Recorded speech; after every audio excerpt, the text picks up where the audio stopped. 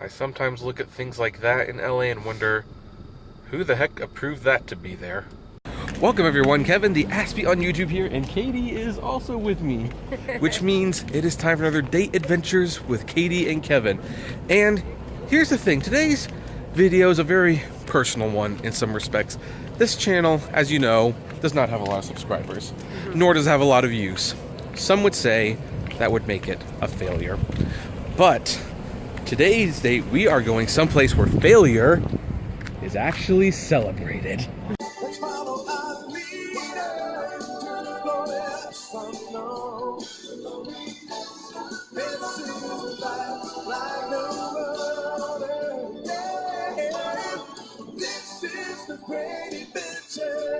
Yes, today we are going to be visiting the Museum of Failure. Apparently, this is a museum that celebrates the inventions, the innovations, the products that big things were expected of that did not quite come true. Are you excited? Yes. All right. I'm excited too. Let's go. So apparently this was supposed to end sooner, but it got extended until tomorrow. But tomorrow's President's Day, so we didn't want to be here tomorrow. And we have our tickets, so let's enjoy the museum. And this is the man who made it happen. Dr. Samuel West, a psychologist from Norway. It's like, according to the reasoning for making the museum, everyone fails, period. At some point, it's in our human existence, it's going to happen, it's life. No one sets out to fail, but when you do fail, you can often find humor in the experience. Do you find humor in your failures? That said, a bigger name who is not afraid of failure is Oprah Winfrey. Think like a queen is not afraid to fail. Failure is another stepping stone to greatness. Hopefully she keeps that in mind if she runs for president. And here we have a wall of failed Oreos. Let's see here, we have the regular Oreo, but here's a winter Oreo and a birthday cake Oreo. I actually see the mint Oreos in the store sometimes. I don't know why that's there. But the hot cocoa Oreo and the peanut butter Oreo, the flake. Cinnamon. There's a Cinnabon where? Cinnamon bun. Oh, there is a cinnamon bun Oreo and a red velvet Oreo and a double stuffed heads and tails Oreo where you have waffles and syrup and a Peeps Oreo and a Swedish fish Oreo. Before we move on, I almost forgot to get the filled cupcake Oreo and the key lime pie Oreo. Would you want either of those? Chocolate strawberry. There's also a PB&J Oreo. That's like a little peanut butter and jelly sandwich though. Would you eat a Swedish fish Oreo? No.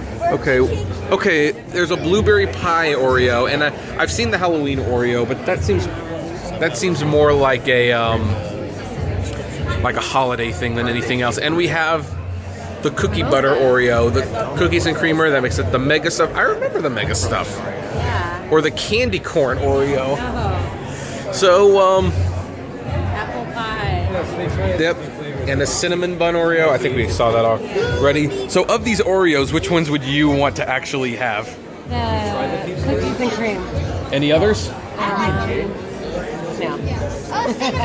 No? You don't want the Peeps Oreo? No, my mom would. Oh, okay. You gotta love the description of the Oreo wall too. A large variety of mutations of a product are tested on the market and only the most popular survive. There are 22 variants of Oreo cookie flavors to choose from. Why not try them all on National Oreo Cookie Day on March 16th? I actually remember donating Kickstarter money to this. It was an all-in-one electric card that stored all the swap data from the 8 different debit and credit cards onto one device. Coin then let consumers select which stored credit card to use at will. It was pretty innovative thinking. However, the first generation of Coin was plagued with bugs and was too thick to fit in many ATMs, meaning you still had to carry your regular cards, which of course defeated the entire point of it. The second generation didn't improve that much, and consumers balked at paying Coin $100 when their smartphone transactions were free. And the end coin didn't make a lot of sense or sense. Now, this is a unique failure, Kodak, because many people remember Kodak was actually a successful company, but this is a unique failure in the Museum of Failure, because Kodak invented the digital camera, which some would say, well, why would that be a failure? But here's how it was a failure, because Kodak made money off film and disposable cameras primarily, and they invented the very thing that would kill their company. Oh, How's that for a unique failure? that's crazy. Now this is an item that I don't remember seeing, but I'm kind of fascinated by it. The Philips Intuit was supposed to be a personal communicator specifically for girls. Philips even involved children during the design phase, hoping girls would be into it. Featuring a touch-sensitive display, pen input, infrared communication audio outputs, Intuit apps included a weekly calendar, alarm clock, and photo album. Would you have gotten that thing?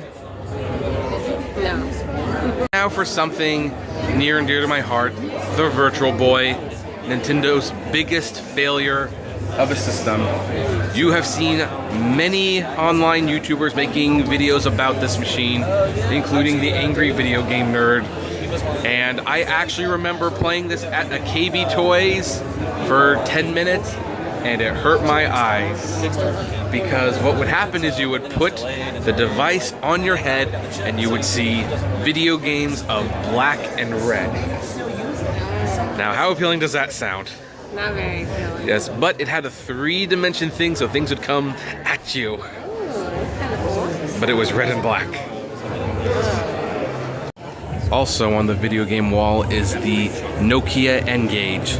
This was their attempt. Believe it or not, there was a time when N-Gage figured that portable gaming would be the future, but so would cell phones. So they made a portable game device that actually played video games. Oh my goodness. Now, nobody liked this at the time, and nobody liked that it cost like $350. And what ultimately killed this thing was the smartphone itself. Because you can play all these games on the smartphone for free and have a cell phone that doesn't feel like what they dubbed to be a taco at the time. Interesting. That is the Power Glove. It is a device that needs no introduction, but for those who might not be aware, it was kind of a predecessor to the Wii, motion control gaming. And it is most famously known for having a very iconic scene with Lucas in the cult 80s classic The Wizard. Katie, do the scene from The Wizard. I love the Power Glove. Interesting to see on this. Also, for those of you who say virtual reality is a thing, beware. The VFX-1 headgear came out in 1995 for $700. It didn't catch on. Not a whole lot of a price difference with the PlayStation VR and Oculus Rift. And our final inclusion, I think, for video games is the Game.com. Tiger Electronics was a late 90s producer of low-budget gaming devices. I'm sure you all know what they are. Those were those little electronic devices that, they were very limited, but they were like $15, so compared to nothing, it was good. But the Gamecom actually had cartridges and a stylus and could do emails and stuff. However, it was sadly not a success. Did you ever hear the Gamecom? I never did. Do you ever remember playing with the Electronic Tiger games? Electronic Tiger game. Yeah, that's from their creator. Oh, okay. And this is one I was not aware of. This is called Phone Fingers. Don't you just hate getting finger smudges on your smartphone all the time? Said a developer from Austria. Phone fingers are little finger condoms you put on to avoid those annoying fingerprints. Or the screen. Maybe they were a way of promoting safe text. There they are. Would you use No. Your phone has an advantage though. I mean, see, plastic safe screens. That's all you need. Now I actually remember having this thing, the Easy Squirt Ketchup. This was ketchup that came in different colors. Now, of course, they all tasted the same, but the color made the food look weird. Can you imagine eating a cheeseburger with purple and green ketchup on it? No, I didn't think so. Starting our soda well, Katie, that's one for you. Coca-Cola Black. why not get your Java Jolt with a side of cola? The beverage aimed at adult consumers, more specifically over 30 savvy, sophisticated achiever. Coca-Cola spent 2 years developing the soda coffee combination. So that was coffee with a little bit of Coca-Cola in it. I don't know about that one. Oh, you're such an avid coffee drinker, though. No, Are you not saying you're not a little bit interested in that? not with Coke. Now, this is an interesting addition because Crystal Pepsi technically was a failure. It was a quick success, then it was a failure, and then they discontinued for years, but it actually has come back twice. In fact, I remember when you and me made a video where I just bought a bunch of them. That's true. So, From Big Lots. from Big Lots, yes. It wasn't even that long ago. It was like 4 months ago. No. So, Crystal Pepsi's inclusion is a little interesting. What's not quite so surprising, though, is Orbits. As you can see, Orbits was a sugary beverage that had little small edible balls of gelatine, which were suspended in a drink by gelatin gum. Adding to the deliciousness, our northern friends from Canada concocted unique flavor combinations hoping to increase their appeal: pineapple, banana, coconut cherry flavor, or blueberry, melon, strawberry. Little did they know their texturally enhanced alternative beverage would be compared to a portable lava lamp. It would turn off even the most adventurous of consumers. So here's an interesting thing. Knowing that that's edible, would you have given it a try? Probably not. Probably not. Okay. And the final thing on the wall of soda is new Coke. Oh my gosh, it's a full can of new Coke. Hold my hand, Katie. Hold my hand. Thank you. I need to make sure that I don't steal that thing. But new Coke, yeah. Coke. That was when Coca-Cola famously decided to change the Coca-Cola formula, and it did not work out. And before long, the original Coke was brought back under Coca-Cola Classic, which is what Coca-Cola Classic meant for years. You holding onto the hand? Okay, hold it. Hold it. This is actually the most recent edition, 2016. I actually remember this as a failure. This was a big Kickstarter game, I believe, where they announced a massive world that could take years to actually play. In fact, Wired Magazine called No Man's Sky the most hyped indie title in history gaming. But it's like the game received much praise on the technical achievements of the generated universe, which contained 18 quintillion unique planets for players to explore. Trouble was they were boring, gameplay was lackluster, the graphics weren't polished, and the story was repetitive. Besides that, it was a ton of fun, though. So the thing is, you can still buy this game, but it definitely failed. And I remember this, the Arch Deluxe. Now, the funny thing about the Arch Deluxe is they are actually bringing it back.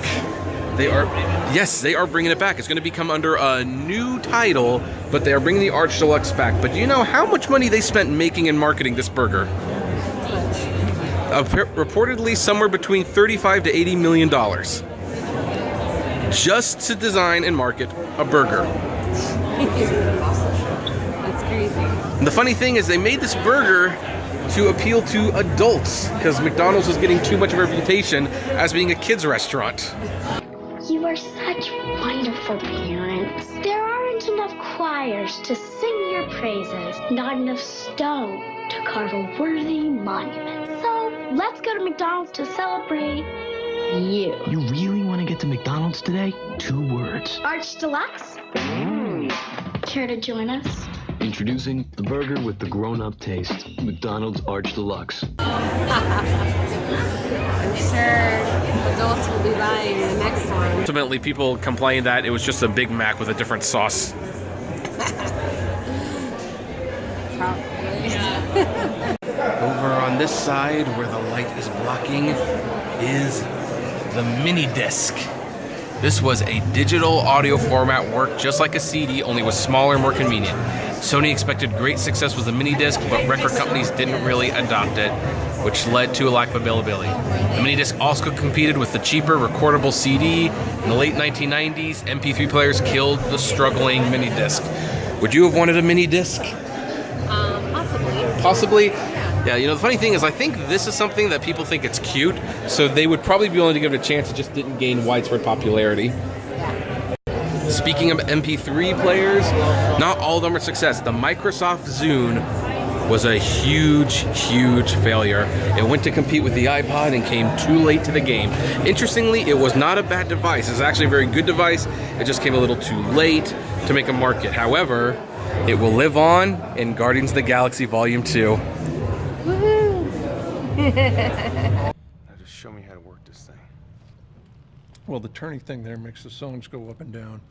Made by primitive people. That is Show you primitive. some of my favorites. It's got Traffic. That's really good. They have some good songs. Thin Lizzy is a group I like a lot. There's a lady on there named Alice Cooper that I like a lot. She seems kind of angry, but kind of like stuff we felt when we were kids, you know. For those of you who say that DVDs are inconvenient, this is a Laserdisc. It is the size of a vinyl. This is what we were watching movies on before DVDs. People thought that this would be what would kill the VHS market, but they were really expensive, they were really bulky, and it just did not work. And then when DVDs came along, it was really dead at that point. Now, this is a little deceptive because the Atari was actually very successful. So why is it in the Museum of Failure, do you think? I don't know. It's because the game was a huge failure. In fact, this game is what it was credited as single-handedly destroying the video game market until Nintendo revived it with the NES. Hey, Nintendo. Yep. But before then, Atari was doing good, but E.T., they actually made more games of this than they did systems. A lot of these games ended up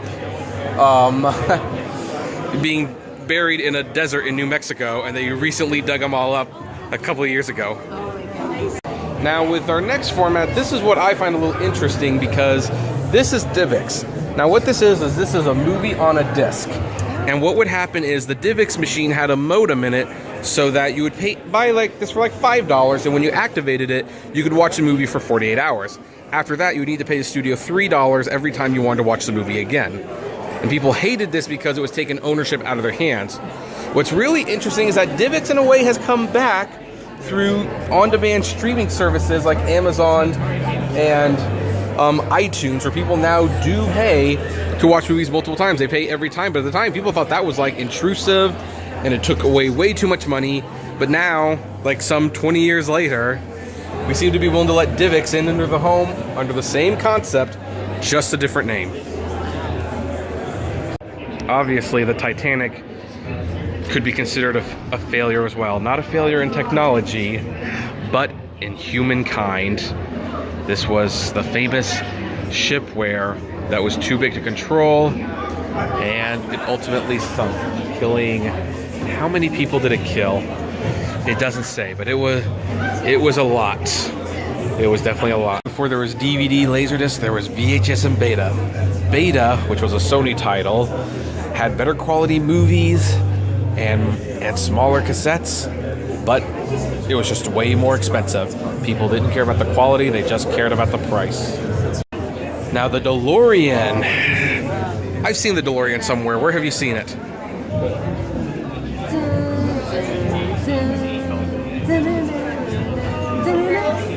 That's right. It is the Back to the Future car. And Back to the Future may have been a successful movie. It's actually your favorite, I believe. One of my favorites. But the car itself, not so much a success. Wait a minute, Doc. Are you telling me that you built a time machine out of a DeLorean? There is a candy here, and I want you to look at the candy and tell me what you think went wrong with it. Oh, yeah. Yep. AIDS. Okay. Rolls right off your tongue. Hey, do you want to have some AIDS?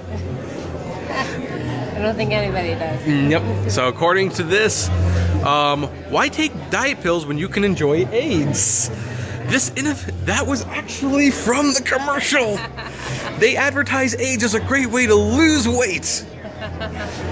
Little did they realize that in a few years, the AIDS epidemic would spread, and all of a sudden, eating candies called AIDS to lose weight wasn't so appealing. I bet you she regrets advertising AIDS as a great way to lose weight. What Museum of Failure would be complete without TV showing commercials advertising the failed products? Also, apparently there was a tampon they screwed up. Now this, I wonder if it's a little misleading because the Nook is actually still sold in Barnes & Nobles. Granted, it is sold more as a Samsung tablet than as a standalone Nook. but I actually have the Nook. I like it better than the Kindle, but you know, when it comes to Barnes & Noble and Amazon, who you gonna pick? Probably Amazon, but not me. I still like the Nook better. And the second wall for innovation includes the Apple Newton. This was the first revolutionary product that Apple made after ousting Steve Jobs. One of the first things he discontinued as well when he came back. Also, we have the Letco, known in Chinese as the Happy Ecosystem. Let's see here. This was a far too aggressive move to conquer unfamiliar US markets.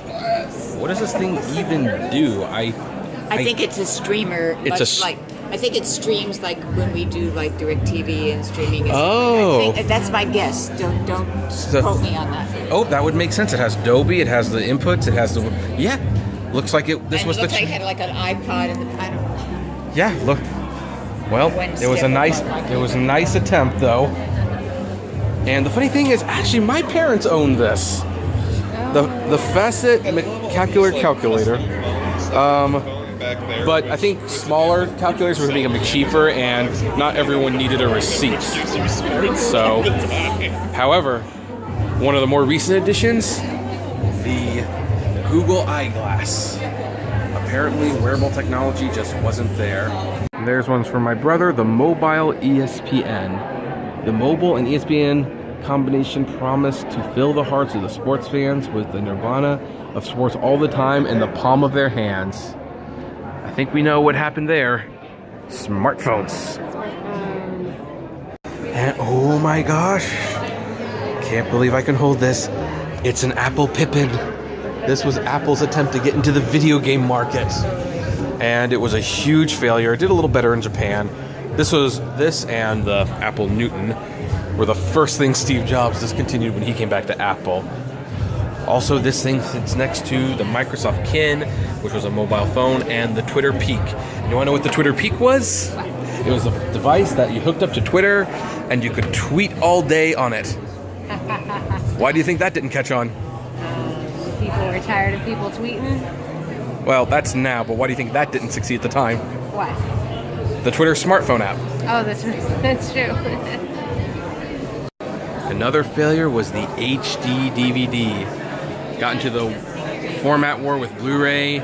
Some people wanted HD to win, including myself early in the day, but Blu-ray won. I still have many of these movies though. I made a video showing all of the movies that I have on HD DVD, and I will simply have to link to it below in the description. Looking over at the description, regular DVDs use a red laser. The blue laser used in HD formats was an innovation because it increased the amount of data. sorry. Oh, no problem. Could hold Toshiba's format compete with Sony's Blu-ray disc. During the high definition war, both sides fought to convince film studios, retailers, and consumers that the technology was the best choice. Toshiba was the first to market, was less expensive, and had support from Microsoft and Intel. Not to be outdone, Sony included a Blu-ray player in the popular PlayStation gaming console. In the end, Toshiba failed to get enough support from the major film studios and retailers and lost almost $1 billion. I own Bourne Ultimatum, Bourne Identity, American Gangster. Those are what I own on HD DVD myself, personally. Oh, so Katie, how would you have loved to have had a doll like that? Why do you think that didn't succeed? Scary. Any other reason? Looks creepy. Okay. Jeez, even the ads scare me. A mild curiosity, the lifesaver holes. These were basically the holes in the lifesavers. Kind of like how you get donut holes. These were the lifesaver holes, but they didn't quite tick. Unofficially, they were pretty much Tic Tacs.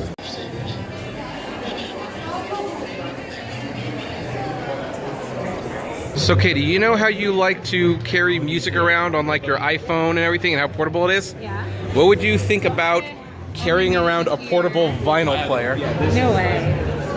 You don't even want to think about a little? No. Not at all. That doesn't look convenient at all? No. It Oh. wouldn't even fit my purse. It would not fit my purse. Are you sure? I'm sure. I will say it is very nice to see an Amazon product in this thing, the Amazon Fire Phone. Take that, Amazon. You can't control every market you're in. I don't know if the XFL should be in here because it's actually coming back later on. I think they're relaunching it later this year, so I guess we'll see if this remains a failure for much longer. It's sad to see Blockbuster in here. It's also sad that they couldn't get a Blockbuster VHS, but Blockbuster was the place to go. And, well, once Netflix came around, it was pretty much all over in a very short amount of years. Also, they are celebrating some box office failures. I would have liked to see movies like Cutthroat Island and John Carter and Mars Needs Moms up here. Although the ultimate box office failure, I think, would be The Iron Giant, which was critically beloved, but nobody saw it. I've never even heard of these ones. The thing about Tidal Music is that it's still around. I don't think it was the hit people want to be, but it's still around. Obviously, there's really not much of a visual representation for it. Sorry about that, guys. Now, what's interesting about this one is that this seems like it should not be a failure. This is a beautiful car. Although the problem might be that it's too long. This is actually a lot longer than your average car, so something tells me it's very hard to steer, and that might have been what did it in. Can you see yourself driving this? It would be fun. Okay, do you think you'd be able to steer it effectively? Probably not. And of course, we end our little vlog of the Museum of Failure with arguably the greatest failure, success of all, Donald Trump. Now, of course, we're not talking about the presidency, although that may be in question in a few years, but Donald Trump has had many, many failures in his life, and regardless what you think of him, there is something to be said about a man who fails so many times and yet still is very successful, which I think is the ultimate point of the Museum of Failure. As some of his quotes,